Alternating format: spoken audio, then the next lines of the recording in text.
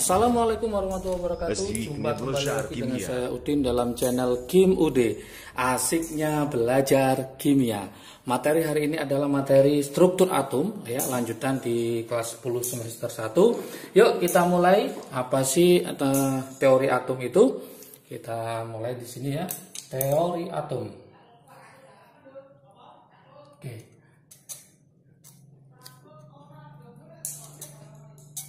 Teori atom yang pertama ini harus dipelajari oleh teman-teman semua, yaitu nanti ada sekitar 5 teori yang akan saya kasihkan di materi ini. Yang pertama itu adalah teori atom Dalton, ya. Oke, teori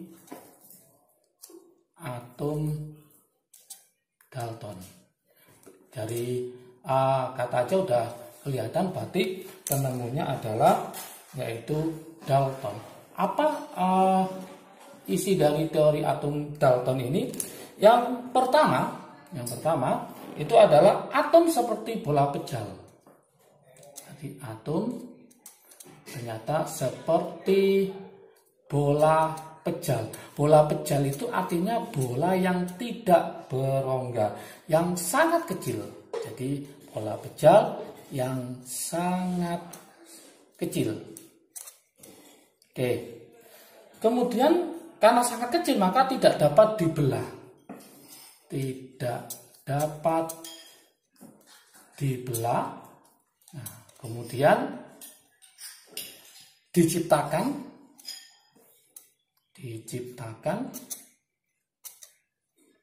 maupun dimusnahkan.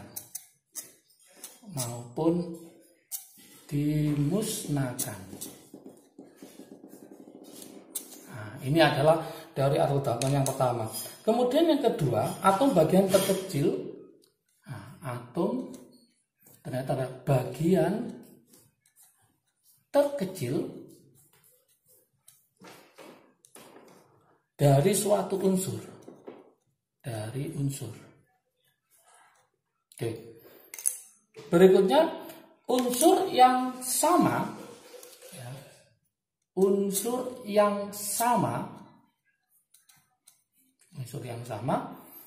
mengandung atom-atom yang sama. Mengandung atom-atom yang sama pula. Jadi kalau unsur yang sama akan mengandung atom-atom yang sama. Dan sebaliknya juga bahwa unsur yang berbeda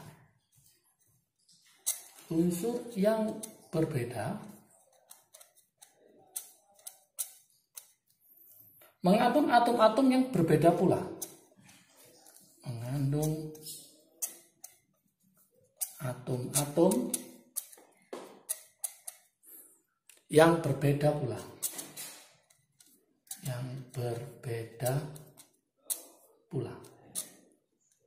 Oke, kemudian atom-atom akan bergabung, ya. Atom-atom ini akan bergabung. Atom-atom akan bergabung membentuk senyawa dengan perbandingan yang tetap. Jadi akan bergabung membentuk senyawa dengan perbandingan tetap. Nah, ingat-ingat. Jadi membentuk perbandingan senyawa itu dengan perbandingannya tetap. Oke. Kemudian berikutnya adalah atom-atom bergabung membentuk senyawa dengan perbandingan tetap sudah. Atom suatu unsur. Ini awal ya teori atom ini tidak dapat diubah menjadi atom lain. Jadi ini harus ngerti dulu sebelum ke teori atom setelahnya. Kalau kita gambarkan di sini berarti sebagai bola pejal itu adalah seperti ini ya. Nah, ini adalah seperti benda pejal. Jadi tidak ada rongga, misalkan bola bekel atau Pola tolak peluru itu kalau kita belah maka tidak ada rongga di dalamnya, itulah benda pecah. Oke. Nomor 2. Nomor 2 itu adalah di teori atom Thomson.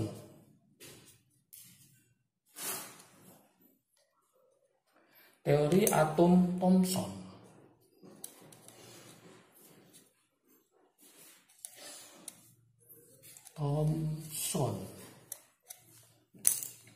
Teori atom Thomson itu mengatakan gimana? Ayo. Nah, gini. Yaitu suatu atom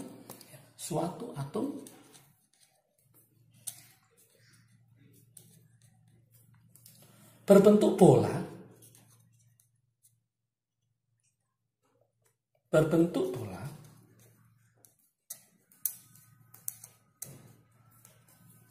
yang bermuatan positif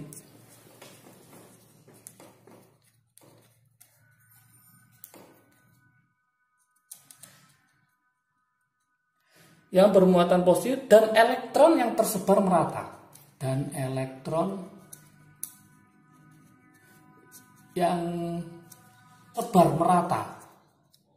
tersebar merata apanya? Itu dalam bola tersebut.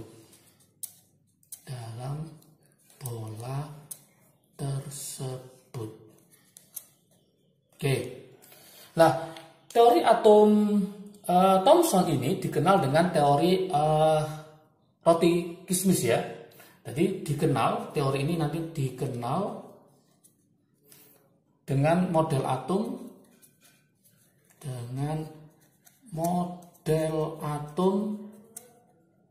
yaitu model atom namanya roti kismis. Maksudnya apa? Nah, roti kismis. Atom roti kismis. Artinya yaitu seperti kismis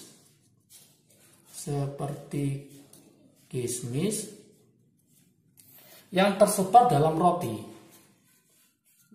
Ini terkenal ini, yang tersebar dalam roti. Jadi terserah menyebarnya itu acak sekali. Jadi kalau saya buatkan gambar modelnya, ya, ini ada positif, terus kemudian ada negatif, kemudian ada positif, ada positif. Nah, elektronnya tersebar merata, negatif. Nah, di sini ada positif juga. Intinya dia akan tersebar merata. Oke, itulah menurut teori atom Thomson. Berikutnya yang ketiga. Nah, ini semakin ke nomor 3 maka semakin lengkap dan semakin bagus ya. Yaitu apa? Teori atom Rutherford. Teori atom Rutherford.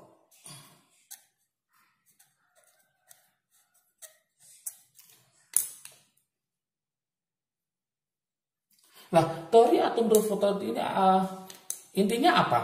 Ini lebih bagus daripada yang atom Dalton atau Thomson karena terjadi perkembangan, yaitu atom terdiri dari inti atom. Berarti atom nanti terdiri dari inti atom yang bermuatan positif,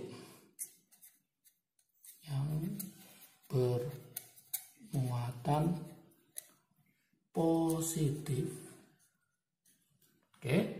Sedangkan elektron yang bermuatan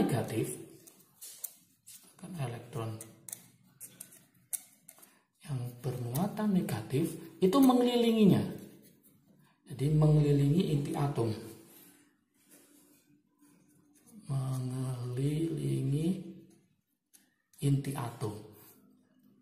Jadi ada yang di pusat inti atom, yaitu yang bermuatan positif, dan ada yang mengelilingi inti atom yang dia itu bermuatan negatif. Itu Rutherford. Kemudian penjelasan berikutnya untuk Rutherford, yaitu atom bersifat netral. Atom bersifat netral. Artinya apa kalau bersifat netral? Artinya nanti jumlah proton dalam inti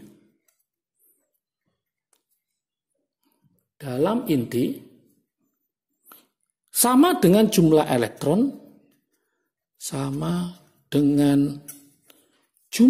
elektron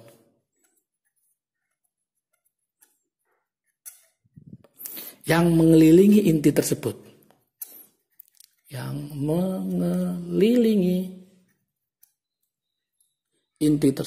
Jadi sama. Sehingga nanti dikatakan dia itu bersifat netral. Lah, ternyata massa inti atom tidak seimbang. Massa inti atom tidak seimbang. Antara apa? Tidak seimbang dengan massa proton yang ada di dalam inti. Dengan massa proton dalam inti. Karena tidak imbang ini, maka nanti akan diprediksi ada partikel lain dalam inti atom untuk menyeimbangkan. Jadi nanti karena tidak seimbang ini dalam inti atom, maka nanti akan diprediksi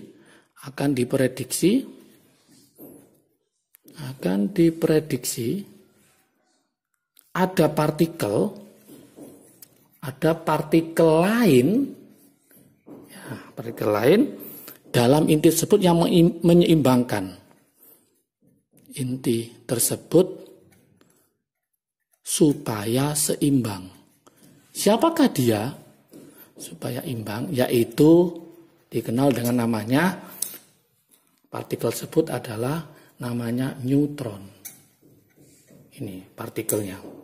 Diprediksi ada neutron di dalamnya. Sehingga kalau kita gambarkan di sini, maka kalau kita gambarkan ini adalah inti atom, ya inti atom kita gambarkan. Nah, nanti ada yang mengelilingi inti atom. Mengelilingi inti atom.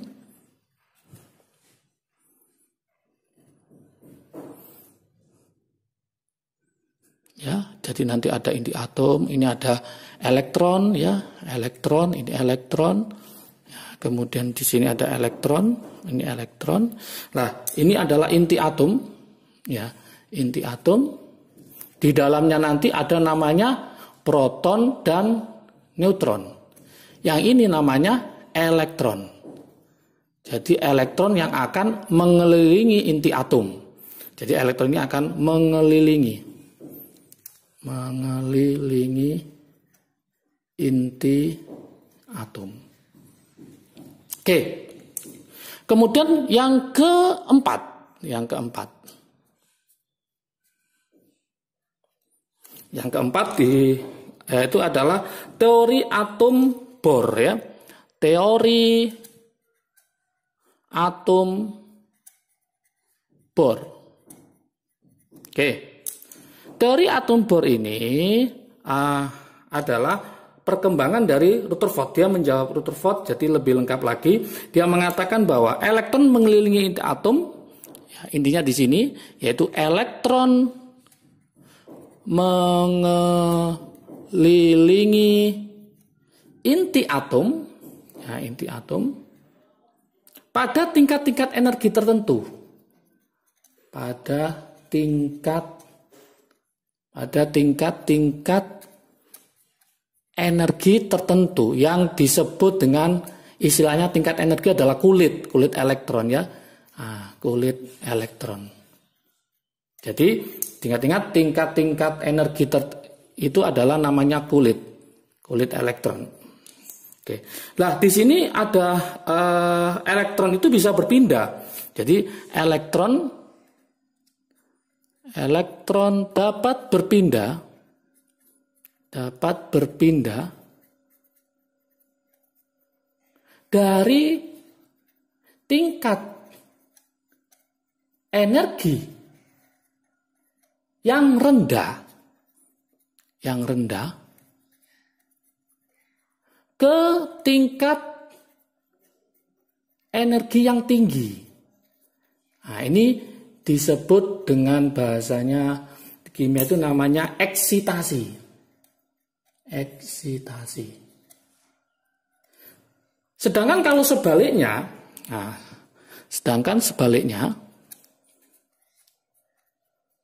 sebaliknya itu maksudnya apa? Yaitu dari tingkat yang lebih tinggi ke rendah, maka dia disebut namanya adalah deeksitasi. Oke. Ini adalah yang nomor 4. Jadi nanti bisa pindah ke yang lebih tinggi ke yang rendah atau yang rendah ke yang tinggi. Kalau ini saya gambarkan model atomnya, berarti ini ada inti atom, maka dia akan membentuk lintasan-lintasan elektron. Lintasan-lintasan elektron. Di mana ini ada kulitnya, namanya adalah lintasan elektron atau namanya kulit elektron. Kulit elektron. Nah, yang ini namanya adalah inti atom. Inti atom. Jadi ada kulit-kulit elektron. Oke. Yang kelima. Nah, ini yang lebih lengkap lagi, yaitu teori mekanika kuantum. Mekanika kuantum. Ini nanti banyak ada Erwin Schrödinger, ada Planck, ya, Heisenberg. Jadi banyak penemunya di sini. Intinya apa? Dia berdasarkan sifat dualisme elektron. Teori ini berdasarkan sifat dualisme elektron. Maksudnya dualisme itu apa? Nah, dua itu berarti dua, ya. Artinya apa? Elektron bisa sebagai partikel. Yang kedua bisa sebagai gelombang. Inilah namanya dualisme elektron. Oke. Lah, kemudian konsep berikutnya adalah tidaklah mungkin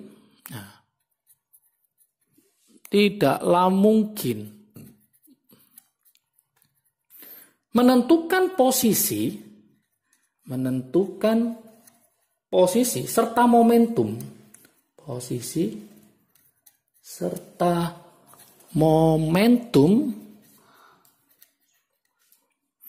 Yang pasti dari elektron. Jadi tidak mungkin yang pasti dari elektron dalam atom. Dari elektron dalam atom. Adapun yang dapat ditentukan, adapun yang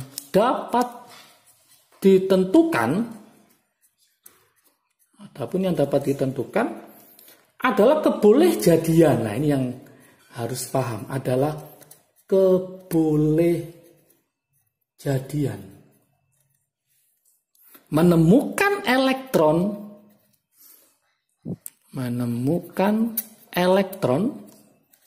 kebolehjadian menemukan elektron di suatu titik,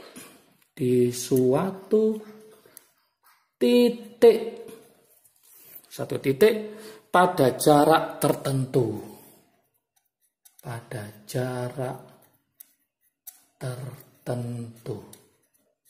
Nah, jadi intinya apa di sini?